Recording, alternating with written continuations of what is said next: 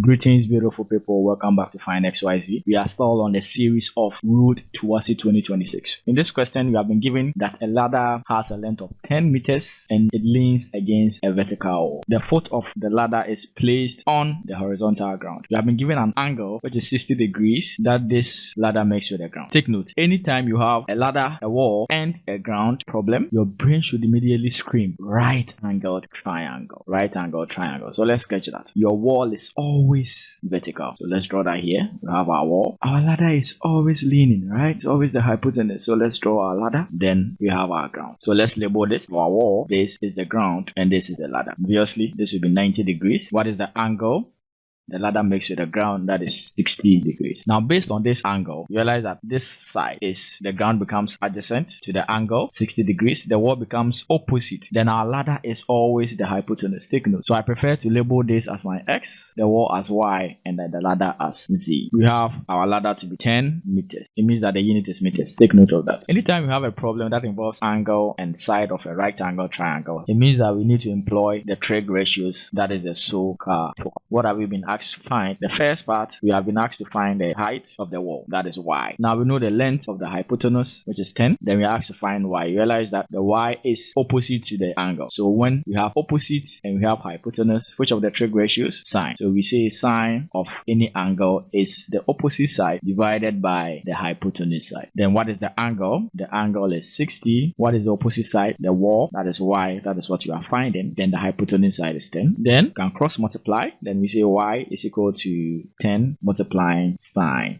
60 degrees. Y, which represents the height of the wall, will now give us 8.66 meters. This represents the height of the wall, which is 8.66 meters. So we are done with the first part. Let's move on to the second part. Now in the second section, we have been told the foot of the ladder is pulled 2 meters away from the wall. So it means that the ladder is going to be pulled away some distance, that is 2 meters. So that's connected. So it means that from this point to this point is 2 meters. So let's find the original length. So with that one, realize that we don't know it is x, but we know the hypotenuse. The length of the ladder will always remain the same. Because we are looking for the adjacent side, it means that we should use the trig ratio, which is cos. So we know cos of any angle is the adjacent side over the hypotenuse side. And what is the angle? The angle is 60. The adjacent side we don't know, which is the length of the ground, x, and the hypotenuse is 10. Cross multiply, then we have x being equal to 10 multiplying cos 60. Cos 60 is half of 10 will give us 5 meters. It means that the distance on the ground originally was 5